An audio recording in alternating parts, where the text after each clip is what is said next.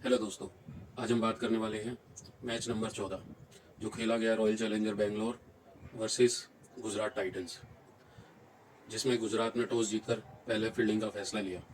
ये मैच बेंगलोर में खेला गया था और ये कहीं ना कहीं सही फैसला था। टॉस जीतकर वहाँ पर फील्डिंग करने का फैसला हमेशा सही होता है, बिकॉज वो एक हाई स्कोरिंग ग्राउंड है और जहाँ पर रन चेज होते हैं। एक्चुअली वहाँ पर आप अगर देखेंगे तो आप कितना भी टारगेट दे देंगे तो वो कभी भी ये श्योर नहीं होता कि इतना टारगेट इनफ है फॉर दी सेकेंड टीम के लिए, बिकॉज रन चेज वहाँ कहीं ना कहीं ईजी होता है हमेशा। तो इस वजह से टॉस जीतकर हमेशा फील्डिंग ही ली जाती है, जो कि गुजरात टाइटंस ने वैसा ही किया।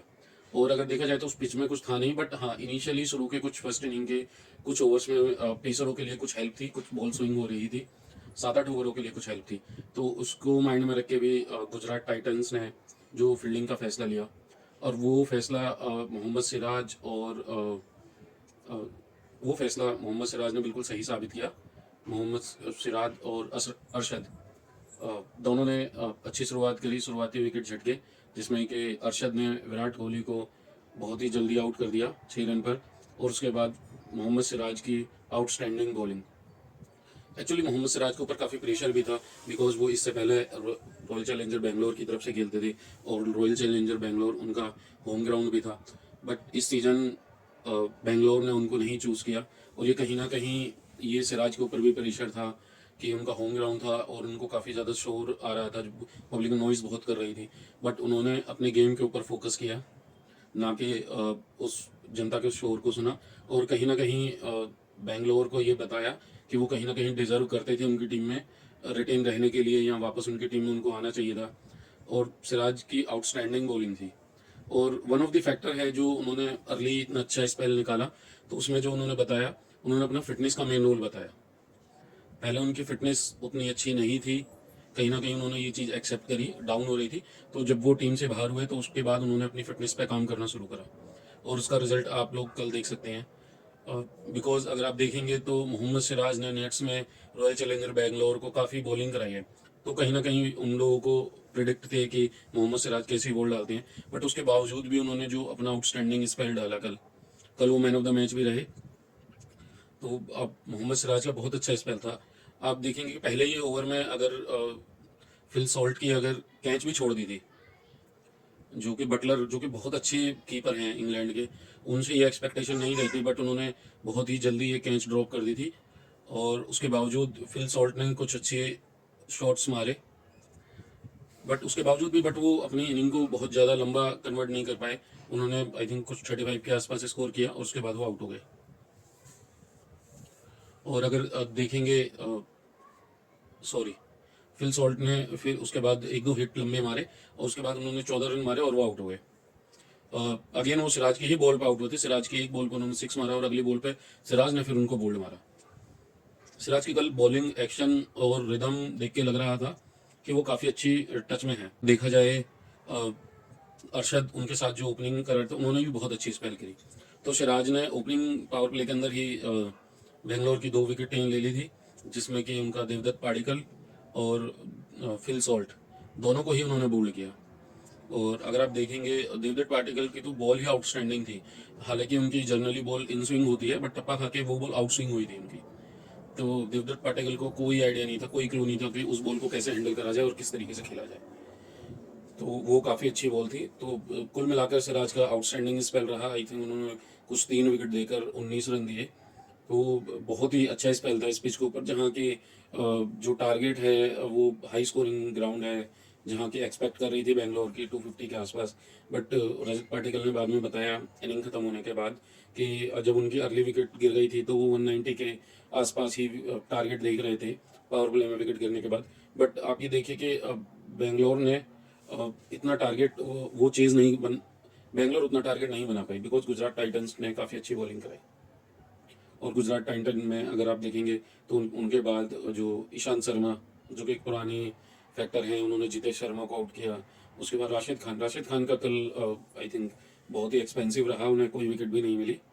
और लिविंगस्टन ने उनको काफ़ी अच्छी तरीके से रन मारे, और लिविंगस्टन ने कल 50 मारी बेंगलोर की तरफ से, और वो हाईएस्ट रन स्कोरर रहे।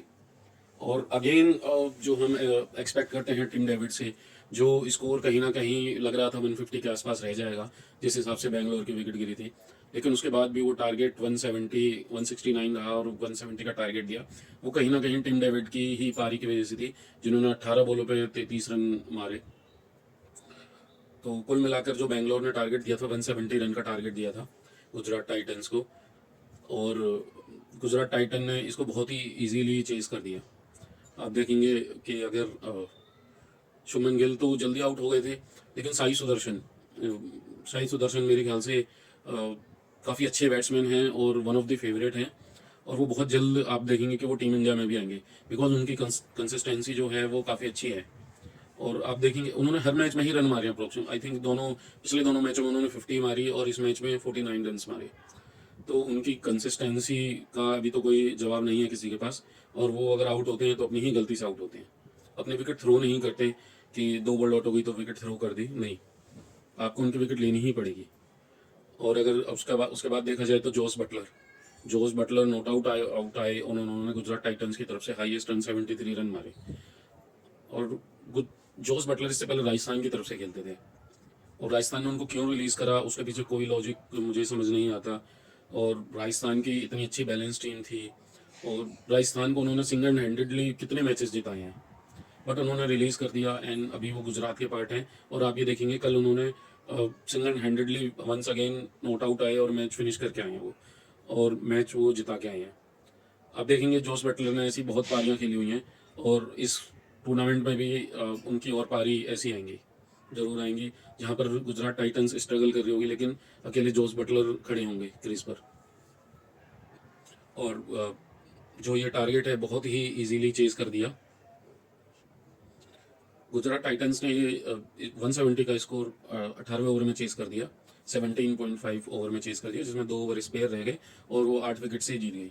उसके बाद रदरफोर्ड जो उनके एक इम्पैक्ट प्लेयर हैं गुजरात टाइटंस के, वो आए, वो भी नॉट आउट रहे, उन्होंने भी कुछ 28 रन मारे और उन्होंने भी तेज मारे। वो भी वेस्ट इंडीज़ के प्लेयर हैं, बहुत तेज खेलते हैं। बट इसमें जो पॉइंट रहा, जो हाईलाइट पॉइंट रहा, वो यही था, एक तो मोहम्मद सिराज की बॉलिंग जो कि आउटस्टैंडिंग स्पेल था। बेंगलोर में एक्सपेक्ट करा जा रहा था कि वो पिटेंगे, उनके क्राउड उनको सपोर्ट नहीं करेगा और सब चीज़ जो कंडीशन है उनके अगेंस्ट आएंगी, बट इन सब के ऑपोजिट जाते हुए सिराज ने बहुत अच्छा स्पेल करा, आउटस्टैंडिंग स्पेल जिसको हम कह सकते हैं। 3 विकेट लिए और उन्होंने काफ़ी अच्छा स्पेल करा, और गोइंग फॉरवर्ड वो आगे भी देखेंगे कि वो इसी तरीके का स्पेल करेंगे। एंड 170 का टारगेट उन्होंने बहुत ही इजीली चेज कर दिया। अब देखेंगे तो लिविंगस्टन ने जो बेंगलोर की तरफ से हाईएस्ट स्कोर मारा, और गुजरात टाइटंस की तरफ से 73 जो बटलर ने मारे, उसके बाद 49 मारे साई सुदर्शन ने, और रदरफोर्ड ने मारे 30 रन, एंड गिल जल्दी आउट हो गए थे 14 रन बनाकर। बट हालांकि उनके पास इतनी स्ट्रेंथ है गुजरात टाइटंस के पास कि अगर गिल नहीं भी चलेंगे तो भी उनके पास अच्छे प्लेयर हैं खेलने वाले। And Virat Kohli once again out हो गए, वो नहीं चल पाए, और आप उनसे अब उतना एक्सपेक्ट भी नहीं कर सकते कि वो हर मैच में चलेंगे, बिकॉज एक वो चेज़ का जो चेज़ मास्टर कहे जाते हैं, वो कहीं ना कहीं चेज़ में वो उनकी इम्पैक्टफुल इनिंग रहती है, लेकिन जब टारगेट बनाना होता है तो उनको भी चीज़ें समझ नहीं आती। आप देखेंगे 2 बॉल डॉट हुई, उसके बाद फिर वो उन्होंने तीसरा शॉट जबरदस्ती का मारा, बट अगर अगर यहीं पर चेज़ होता तो वो अपना कैलकुलेट करके चलते, ठीक है कोई नहीं, 2 डॉट होगी, 3 डॉट होगी, उसके बाद वो जैसे ही लूज बॉल मिलेगी उस पर अपना हिट मारेंगे, क्योंकि वो छक्के मारने के लिए तो कभी भी नहीं जाने जाते, वो चौके ही मारने के लिए जाने जाते।